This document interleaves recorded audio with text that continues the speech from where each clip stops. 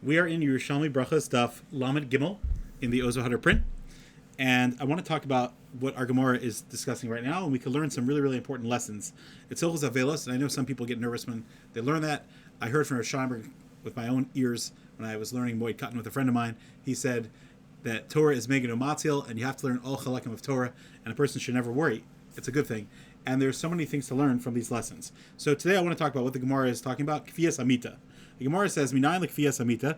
How do I know that the Avel overturns his bed? Now, nowadays, most Avelim don't do this. There is a correlation between Kefias HaMitah and not sitting on a chair that's 18 inches or higher to sit so close to the ground. We're not going to talk about that exact thing right now, even though the Gemara talks about this here and Moed Katan. But the Gemara says, how do I know that there's something called Kefias HaMitah, which was done back then? It was some type of switching of the bed. So it says, Rev Crispa, who's a Yerushalmi name, says the name of Rev Yochanan, his Rebbe, who's probably the author of Yerushalmi. Vayeshu ito la'aretz, he should sit, talking to the Avel, to the ground. Al ha'aretz, and so it doesn't say they were on the actual ground. Rather, it says la'aretz. What does that mean? Davershu samuch la'aretz. So that shows they were sitting on something uncomfortable close to the ground. Mikanchayu yeshenim al gabe mitos kefufos. They would sleep on beds that were overturned. Now, sitting during the day is a whole different story. Let's not get into that right now. So then you have Rav Yonah and Rav Yossi. They say in the name of Rav Shimon Malakish, what's the reason for Kefias HaMitah? So this is very logical. So even though they seem to be saying the same thing, there's a little bit difference. So one of them says, Mahu Yashim Mita Kavuya, why does he sleep in this overturned bed? Kadeshe Noar Balayla Veniskarshu Avel. So that when he wakes up, he'll remember he's an Avel because it's uncomfortable. And the other one says, that it'll cause him to wake up. So the first madrega is just, I guess it's saying it doesn't have to be so uncomfortable. And if he happens to wake up, then he'll remember it because it's overturned, which we'll see in a second. The other one says it'll actually cause him pain, and he should remember that velos. What does that mean? That means psychologically, the Avel is supposed to experience the pain and not supposed to drown it out. Now, does that mean that they shouldn't take medication to help themselves or get support? Of course not. It means everyone has to speak to their Rav, etc., etc., But the point is that the purpose of Kefias HaMitah is to recognize that something's different, and that's how we want him to experience. We want the Avel to experience it like that.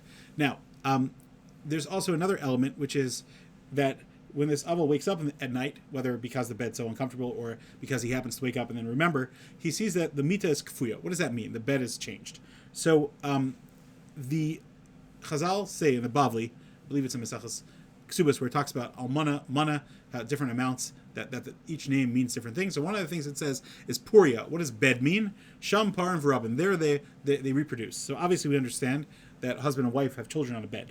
So the pshat is that when a person comes into this world, our purpose is asakta Puria Varivia, which that's one of the 6 questions we're asked, the Gemara in Shabbos Daf Lamed Gimel.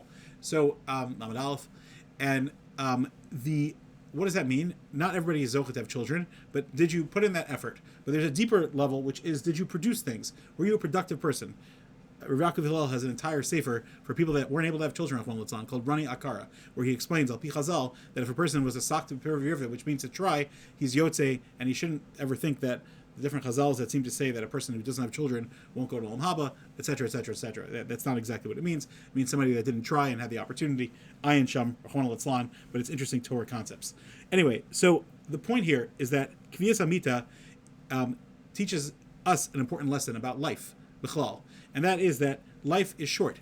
And like we talked about until now, the correlation between the Chassan and the Kala, on the one hand, the Shiva and the Sheva Brachos and the Panam Chadashos, and the correlation between that and death and the Shiva and the Panam Chadashos, etc. So that's also one of the lessons, that the Mita is really a place of Simcha and Shampar and V'ravim, but there's also a limitation on that. Now, there's a very fascinating, which is death, which puts everything in perspective. There's also a very fascinating Zohar. The Zohar says that without the Yetzer Hara, there wouldn't be any Pirav Yerva, there wouldn't be any children. Why? Because there's a certain taiva that makes a person want to get married, etc., and then have children.